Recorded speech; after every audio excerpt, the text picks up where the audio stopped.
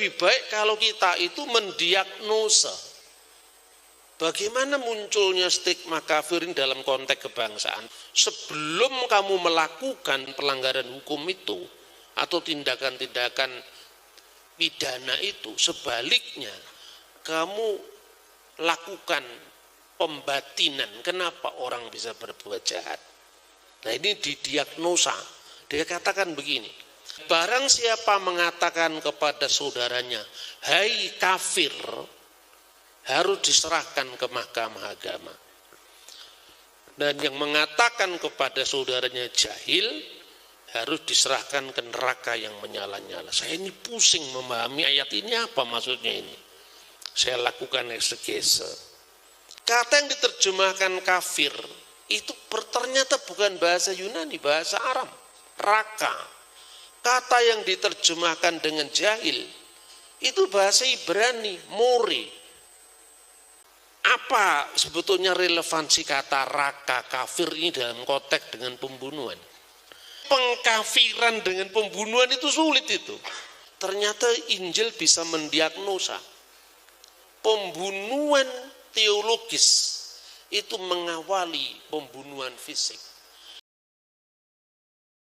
Ulasan super mendalam Dr. Bambang Nursena mendiagnosa munculnya stigma kafir dalam konteks kebangsaan. Ulasan ini sangat penting kita mengerti dan pahami bersama. Oleh karena itu, silakan berkenan menonton sampai tuntas. Lebih baik kalau kita itu mendiagnosa bagaimana munculnya stigma kafirin dalam konteks kebangsaan. Pertama, sesuatu yang sifatnya forum internum tidak boleh kita bawa ke ranah publik, forum eksternal. Itulah hubungan atau batas antara negara dan agama. Mendiagnosa itu bagaimana? Saya mengkaji dari kitab Injil ya, Injil Matius pasal 5 ayat 21 dan 22. Kamu telah mendengar hukum dari nenek moyangmu. Jangan kamu membunuh. Barang siapa membunuh harus dihukum. Ayat 1 ini bicara tentang hukum positif. Kalau istilah hukumnya itu apa? Undang-undang. Jadi undang-undang itu terjadi kan setelah adanya orang melakukan tindak pidana. Tetapi Yesus melakukan lebih daripada itu. Sebelum kamu melakukan pelanggaran hukum itu atau tindakan-tindakan pidana itu, sebaliknya kamu lakukan pembatinan kenapa orang bisa berbuat jahat. Nah, ini didiagnosa. Dia katakan begini, tapi aku berkata kepadamu, ayat 22, siapa yang marah kepada saudaranya harus dihukum. Baru marah aja sudah dihukum. Dan barang siapa mengatakan kepada saudaranya, hai kafir, harus diserahkan ke mahkamah agama. Dan yang mengatakan kepada saudaranya jahil, harus diserahkan ke neraka yang menyala-nyala. Saya ini pusing memahami ayat ini apa maksudnya ini. Saya lakukan eksegese. Yesus itu berbicara di dalam bahasa Aramaik. Tetapi dia juga bisa bahasa Yunani. Wong itu memang hidup abad pertama itu kan masyarakatnya sangat heterogen, Bhinneka Tunggal Ika. Makanya Yesus berkarya di Galilea yang dikenal dengan Derek Hayam Aver Hayarden Gelil Hagoyim. Derek Hayam, jalan ke laut itu via Maris itu. Laut Tengah itu loh yang menjadi jalur perdagangan orang pada saat itu. Aver Hayarden seberang sungai Yordan itu jalur darat. Salah satunya termasuk jalur sutra lewat situ dari Asia Tengah itu. Lalu fokusnya di mana? Gelil Hagoyim, Galilea wilayah bangsa-bangsa. Makanya Yesus tuh ya bahasa Ibrani ketika mendaras kitab Taurat, berbahasa Aram, bahasa sehari-hari, dan juga Yunani sebagai lingua franca saat itu. Kenapa ini harus saya sampaikan? Karena banyak orang Kristen juga kagetan. Dipikirnya Yesus kok bahasa Yunani, Yunani kan bahasanya Plato, bahasanya Aristoteles. Ora roh itu memang bahasa dipakai juga. Oh namanya lingua franca. Lah kalau gitu Paulus pergi ke Roma itu terus bahasa apa? Itu kan bahasa Yunani ke arah baratnya. Nah dari situ ayat ini menarik. Kata yang diterjemahkan kafir itu ternyata bukan bahasa Yunani, bahasa Aram, raka. Kata yang diterjemahkan dengan jahil itu bahasa Ibrani, more. Artinya apa? Memang kalau saya ngomong pakai bahasa Inggris misalnya, kan logat saya tetap Jawa.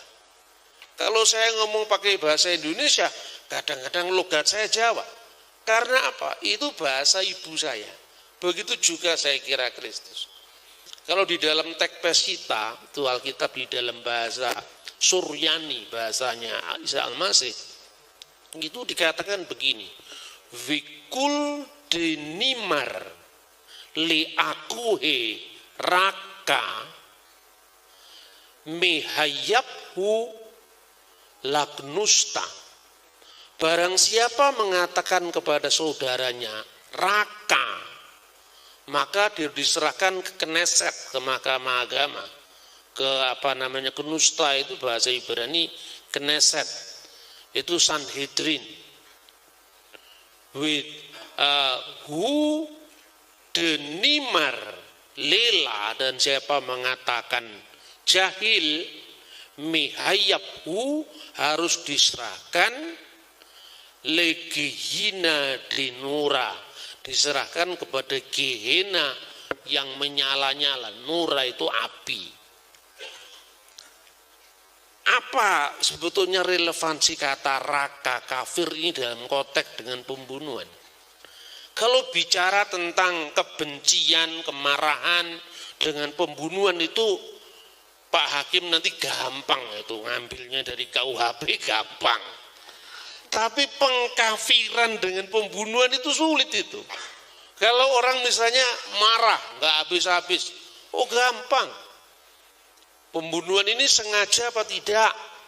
Kalau dengan kesengajaan pasalnya 338, Doodslag. Tapi kalau ada metfor bedak tenrade dengan rencana lebih dulu, dikualifikasi hukumannya lebih tinggi. Ancaman seumur hidup, ancaman hukuman mati. Kenapa? Karena niat batin yang lebih jahat. Tapi kalau saya marah dengan orang, tidak sengaja membunuh, saya tempeleng ringan, tiba-tiba dia mati. Apa penganiayaan ringan yang menyebabkan kematian. Jadi itu menentukan kualifikasi. Tapi kafir dengan pembunuhan hubungannya apa? Kan sulit ini. Ternyata Injil bisa mendiagnosa. Pembunuhan teologis itu mengawali pembunuhan fisik. Kalau orang sudah merasa memonopoli kebenaran dan dia ada di tangannya itu pedang, dalam ortodoksi itu ada pedang, ada kekuasaan, maka yang dulunya hanya rasan-rasan gregetan, dasar wong kafir. Wong kafir kok panganane rawon. Misalnya itu. Iya toh? Tapi rada lumayan lek mangan rawon, dasar kafir panganane babi. Nah, ini lebih lagi. Tapi kalau tidak ada kekuasaan kan cuma gerundel saja. Begitu ada kekuasaan, nah kamu melakukan pelecehan, penistaan agama. Nah, padahal itu juga pasal karet. Nanti Pak Hakim bisa menjelaskan itu. Kan gitu kan? Nah artinya apa? Ternyata kata raka itu adalah awalnya umpatan-umpatan teologis. Saya membaca dalam kitab Talmud yang melatar belakangi kehidupan orang Yahudi saat zaman Yesus itu kan kitab Talmud, Midrash dan sebagainya. Kira-kira gambaran seperti luas kata raka itu yang diterjemahkan dalam bahasa Indonesia kafir. Satu contoh begini. Ada seorang Yahudi bertemu dengan orang Goyim. Goyim itu orang non-Yahudi. Konotasinya agak merendahkan. Hei orang Yahudi, di rumahku ada daging segar yang siap disajikan untukmu. Mungkin Yahudinya lagi lapar. Wah, dengan senang hati. Di mana rumahmu? Dan daging apakah itu? Daging babi. Wah, sudah kadung luwe ngomongin daging babi. Maka kemudian Yahudi itu mengatakan, raka, tidak pantas orang Yahudi sepertiku makan di rumah orang seperti kamu. Raka. Ada juga seorang Yahudi, rabi namanya Eliezer. Ini disebutkan di dalam traktat Ta'anit 20b. Dikatakan begini, ada seorang yang mukanya itu buruk, tidak cakep, tidak ganteng. Karena hormatnya kepada rabi tadi, pada Rabi Eliezer, dia menyapanya dengan salam, uluk salam. Shalom alaika Rabi, salam bagimu wahai Rabi. Shalom alaika itu bahasa Ibrani, bahasa Arabnya assalamu alaika. Kalau jamak kum, assalamualaikum. Kalau jamak Ibraninya khem, shalom alaikum misalnya. Dia tidak menjawab salamnya si buruk rupa tadi. Dan dia mengatakan raka, ya. Karena yang mengucapkan itu seburuk yang punya wajah. Lalu si buruk rupa tadi mengatakan begini, yang nyipta siapa saya ini? Nah, yang nyipta siapa? Katakan kepada yang nyipta saya, kenapa ciptaanmu seburuk ini? Nah, ini kan sama dengan kalau ketemu jengkel karo orang Tionghoa, dasar Cina kuwi. Salah Cina yo apa? Kok nyandak ras dul. Jadi ada umpatan teologis, umpatan rasial macam itu kata raka. Tapi Rabi tadi bertobat. Dia benar-benar melakukan pertobatan karena ditegur oleh si buruk rupa tadi. Mintalah maaf kepada yang menciptakan saya. Karena saya tidak pernah minta jadi seperti ini. Ketika dia datang minta maaf kepada yang gambar dirinya yang tidak lain adalah Gusti kang akeh jagat sing iso ngecat Lombok dadi abang. Dia mengatakan di sana. Terus murid-muridnya rabi-rabinya datang, rabi-rabi. Dia mengucapkan salam. Engkaulah guru besar, engkaulah guru kami. Bergurulah sama dia. Hah? Orang buruk rupa ini, saya harus berguru. Lalu bagaimana orang Yahudi yang lain? Artinya apa? Satu pemimpin bertobat, umatnya bisa melakukan pengalaman yang sama. Karena itu seorang pemimpin agama jangan tunduk pada selera pasar. Kan begitu kan? Pemimpin kok malah wedi karo umate kan gitu. Pemimpin harus punya integritas. Nah, seperti itu kata raka itu. Yesus mengatakan kamu harus dibawa ke mahkamah agama. Karena apa? Melalui takfir, melalui pengkafiran. Itu jurusannya ada. Memandulkan harkat kemanusiaan. Terus kemudian yang kedua dan terakhir. Dan siapa yang mengatakan more harus diserahkan ke neraka yang menyala-nyala. Loh ini kok lebih dahsyat lagi ini. Sampai masuk neraka. Gara-gara kesalahan itu Nabi Musa dan Harun tidak bisa masuk ke tanah perjanjian. Karena apa? Dia menyebut ketika orang Yahudi bersungut-sungut di padang gurun itu. Karena di sana tidak ada air, di sana tidak ada makanan yang enak, tidak ada buah-buahan yang lezat. Dia mengatakan, Musa, kamu bawa kita ini kemana? Di Mesir kan kita enak, sekalipun dijajah Fir'aun, tapi kan nggak kurang makan, nggak kurang sandang, nggak kurang minum. Tapi di padang belantara puluhan tahun seperti ini, Quo Vadis kita itu mau kemana?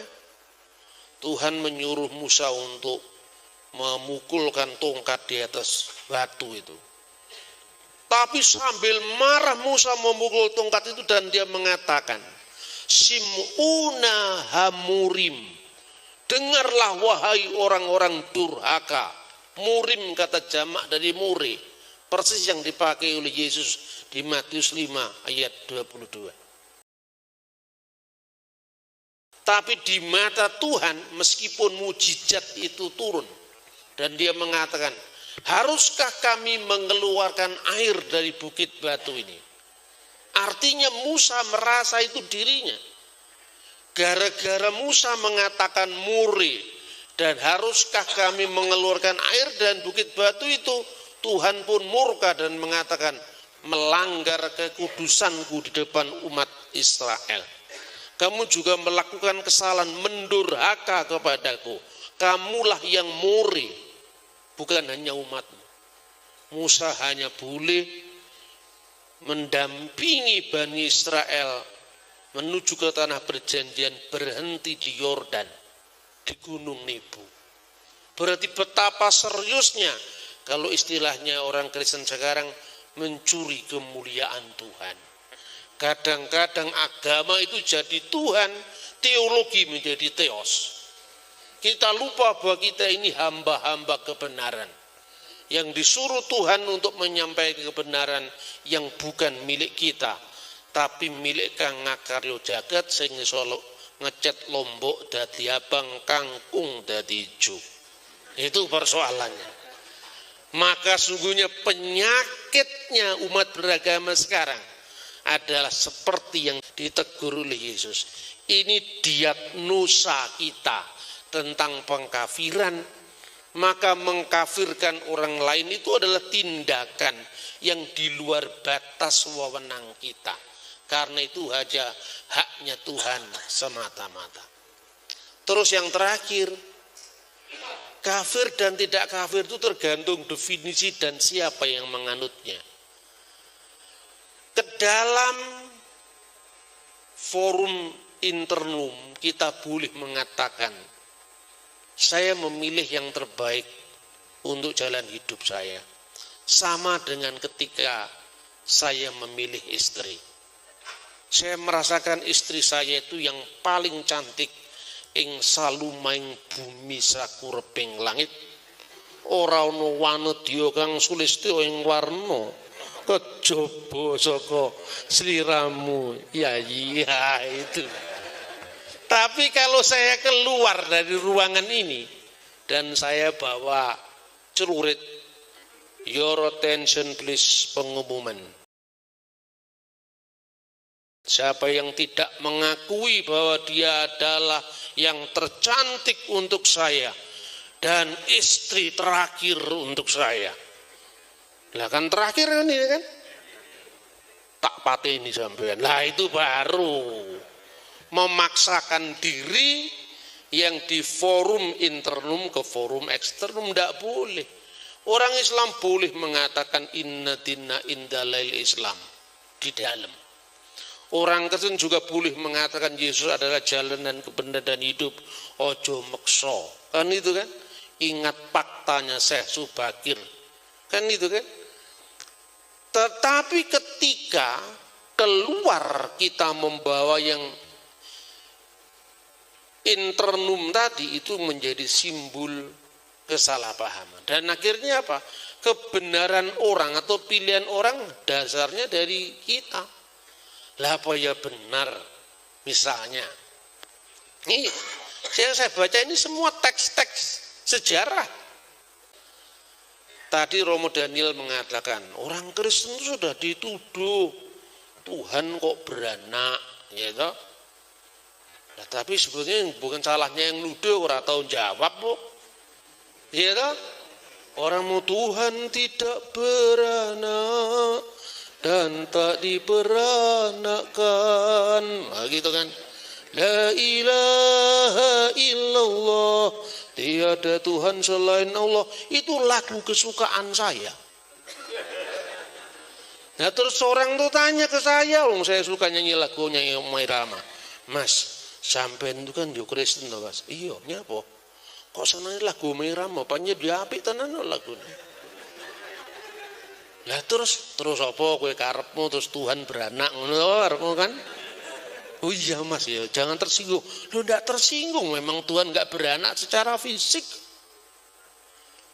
Pengakuan iman Kristen itu kan dikatakan, aku percaya kepada satu-satunya Tuhan. Nu'min birrobbin wahid Yesu al-Masih, yaitu Yesus Kristus. Ibnullahul wahid, anak Allah yang tunggal. Al-mauludu minal abho ba'lakulituhur, yang lahir dari Bapa sebelum segala abad. Lah mosok enek wong lahir saka bapak, Mas? Kan lahir kabeh kok mama kan? Ndak ada loh orang lahir dari bapak. Artinya apa? Allah itu memang tidak beranak dan tidak diperanakkan secara fisik. Jangan GR dulu. Kalau Tuhan itu punya anak, siapa bidannya? Lah ora ini urusannya karo Kristen itu loh. Tapi karena selama ini memang orang Kristen nggak tahu jawab, dianggap benar itu loh. Maka bagi saya misi Kristen itu jangan-jangan nggak usah sampai mengatakan yang terlalu jauh-jauh, menjelaskan kesalahpahaman ini saja. Orang akan membuat kita ini duduk bersama. Terus kedua, kata kafir. Kata kafir itu sebetulnya kalau dibedah menarik, saudara-saudara.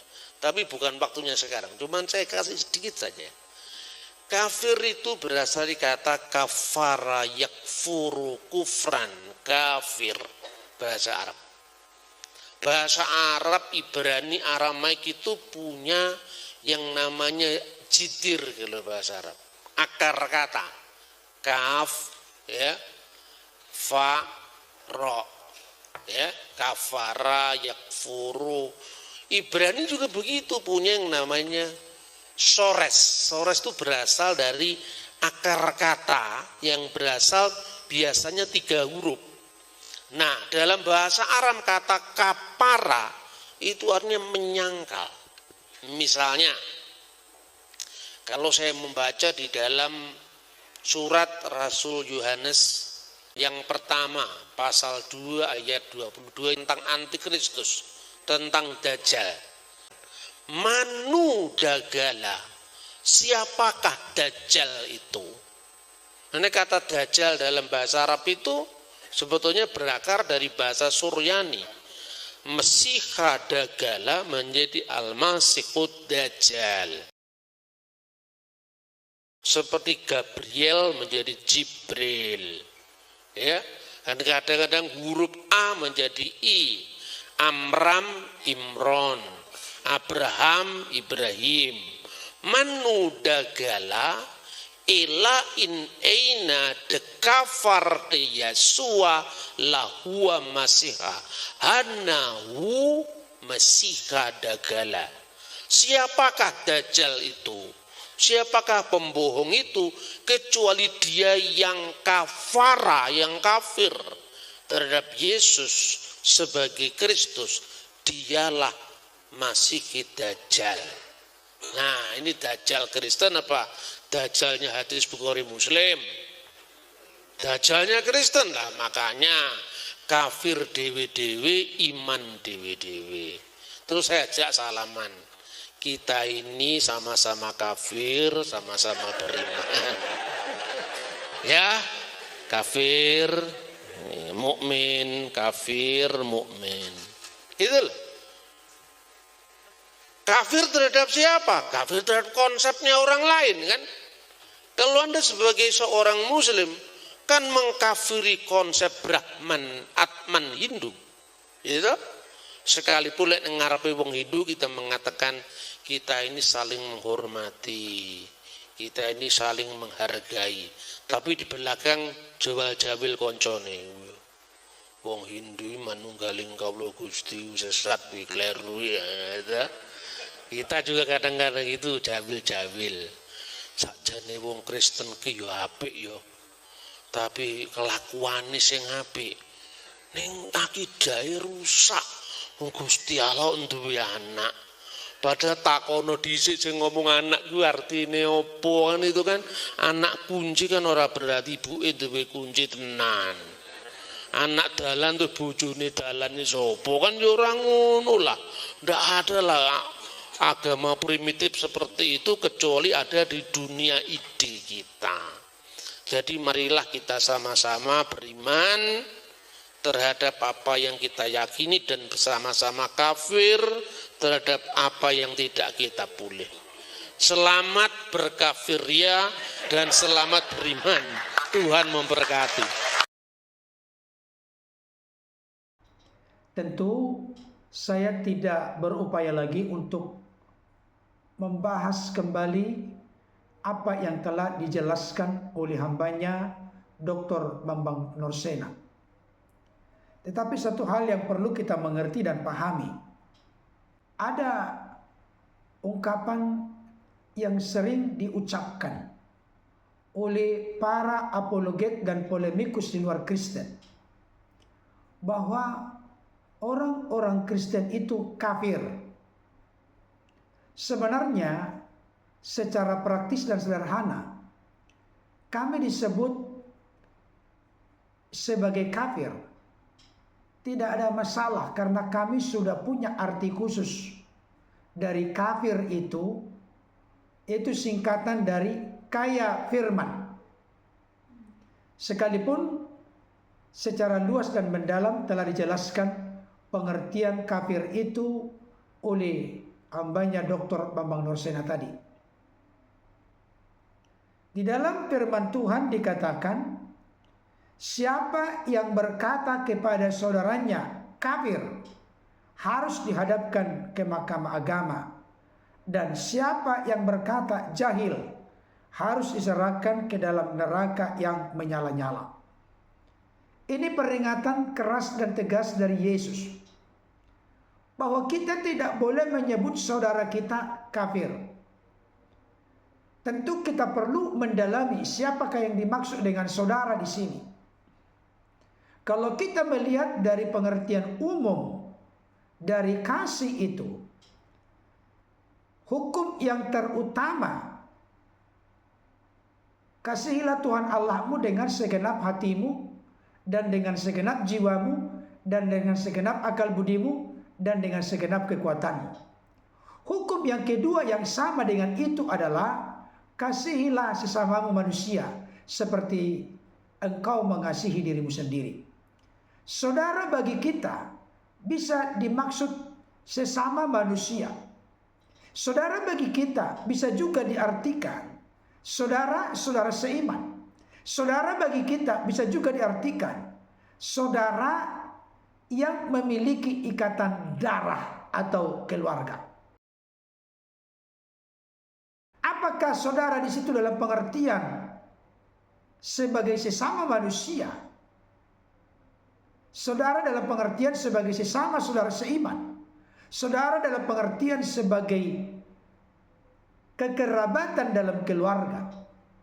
Kita tidak boleh mengucapkan kafir atau berkata kafir kepada mereka. Kata-kata kita ini memiliki dampak yang besar.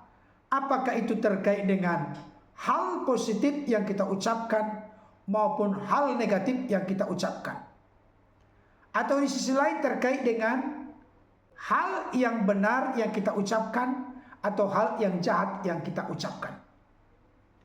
Firman Tuhan berkata di dalam Efesus pasal 4 ayat 29. Janganlah ada perkataan kotor keluar dari mulutmu, tetapi pakailah perkataan yang baik untuk membangun, di mana perlu supaya mereka yang mendengarnya beroleh kasih karunia.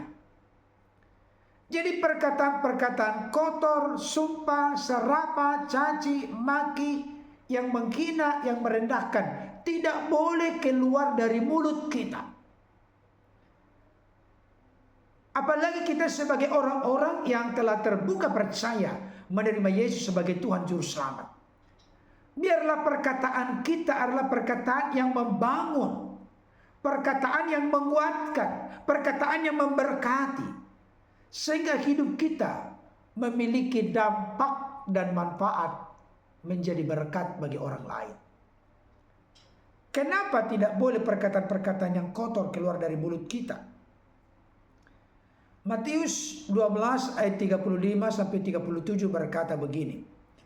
Orang yang baik mengeluarkan hal-hal yang baik dari perbendaharanya yang baik, dan orang yang jahat mengeluarkan hal-hal yang jahat dari perbendaharanya yang jahat.